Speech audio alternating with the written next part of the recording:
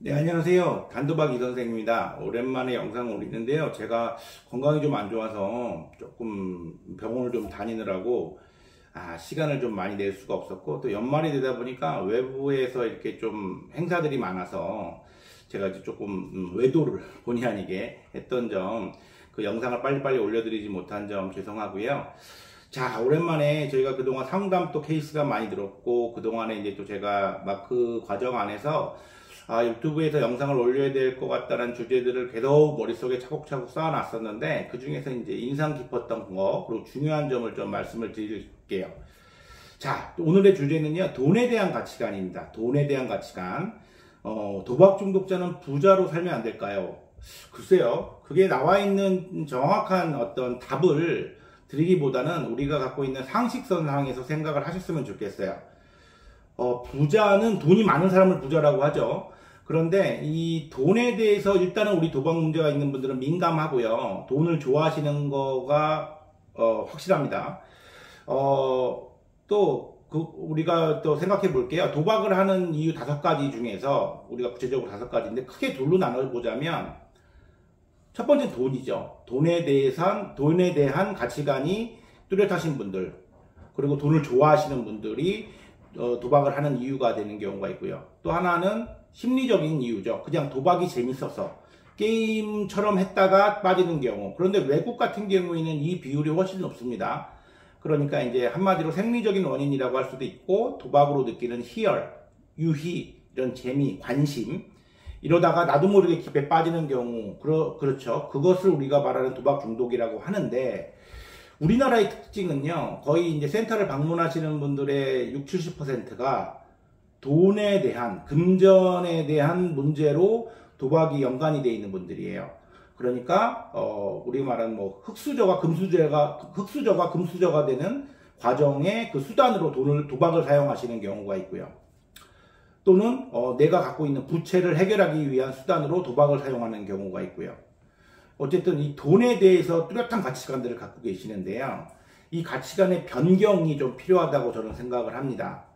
어쩔 수가 없는 거죠. 그렇다고 해서 오해하시면 안 되는 게, 도박 중독자는 가난하게 살아라, 도박 중독자는 돈을 멀리해라, 이런 의미는 아닙니다. 그런데 돈에 대한 욕구, 돈에 대한 욕망이 자극제거든요. 그러니까 우리가 명품을 사는 거, 또는 그렇죠, 돈을 남에게 쓰는 거, 그렇죠. 남에게 쓴다는 뜻은 이런 겁니다.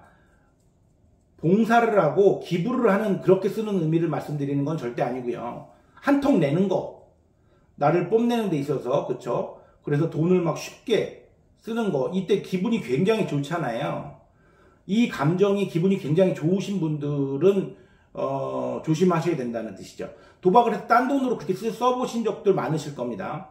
이게 가장 1차적인 돈에 대한 가치관을 갖고 계신 분들이 자극제로 돈을 쓰고 계시는 분들이죠. 부자가 되고 싶은 이유.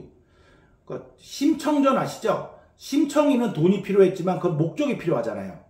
그런데 우리가 도박을 처음에 할 때는 그냥 돈이 많았으면 좋겠는 거죠. 그리고 내 꿈은 부자야. 부자가 되기 위해서 의사가 될래. 부자가 되기 위해서 변호사가 될래. 이런 분들이 조심해야 된다는 뜻입니다. 두 번째는요, 이것보다 더 위험한 경우인데, 돈에 대한 가치관이, 돈을 너무 좋아해서 돈을 모으는 재미 있죠.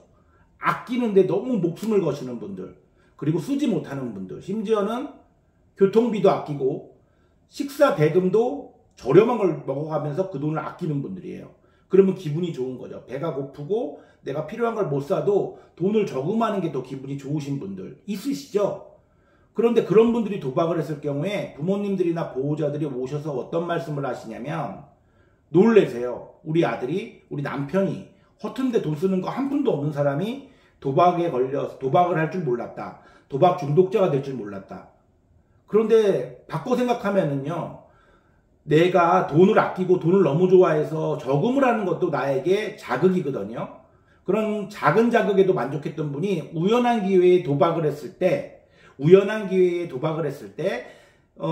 부분에 대해서 자기가 엄청난 자극을 더 느끼는 거죠. 이거 뭐야? 그렇죠. 그런 분들의 특성은 또 하나, 도박을 할 때는 과감한 베팅을 하면서도 도박을 하고 나서는 돈을 너무 아끼세요. 도박 자금을 모은다는 생각으로 도박으로 돈을 잃고 나서는 또 죄책감에 그러면 이제 가족들의 불만이 너무 올라가는 거죠.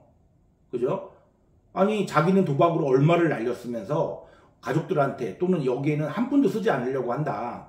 근데 그 의미가 뭐냐면 그거는 이제 충분히 가족들은 그렇게 생각하실 수 있는데 도박자 입장에서는요. 이 도박을 내가 즐기려고 하는 게 아니라 돈을 따기 위해서 하기 때문에 이것도 나는 사업이라고 생각을 하시는 거죠. 어떤 그런 의미로.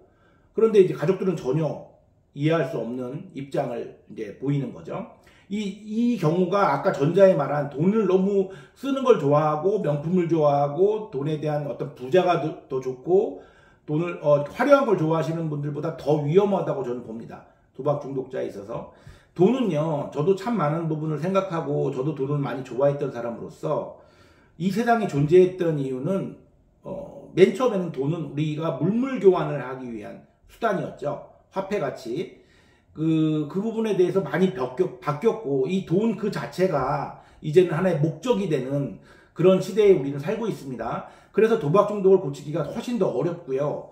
지금까지 제 설명이 충분히 이해가 되실 거라고 생각합니다. 어쩔 수 없는 필연인데 제가 도박 중독을 음식으로 많이 비유를 하자면 맛있고 좋은 음식이 있는데요. 그 음식이 맞지 않은 사람들이 있습니다. 그쵸? 저도 이제 당뇨라는 병을 앓고 있는데 당뇨는요. 어쩔 수 없이 그쵸? 인슐린 조절 기능이 망가졌기 때문에 저희 몸에 그런 음식을 피해야 된다고 진단이 나온 거죠. 어쩔 수 없이. 그 음식이 나쁜 건 아니죠. 저도 당뇨가 걸리기 전까지는 너무나 더 좋아했던 음식들이죠. 하지만 어떤 가치가 더 중요한가요? 내 건강을 유지하기 위해서는 어쩔 수 없이 그 음식을 멀리할 수밖에 없는, 그리고 나머지 음식에서 제가 다른 의미를 찾아야 된다는 그런 어떤 저에게는 의무가 생긴 거죠. 도박 중독임을 인정하고서는 이 두 가지가 병행할 수 없습니다. 그래서 선생님 도박을 끊고요. 도박을 끊고 부자로 살 수 있지 않을까요? 글쎄요. 제가 극단적으로 부정할 수는 없겠지만 웬만하면 그렇게 안 사셨으면 좋겠어요.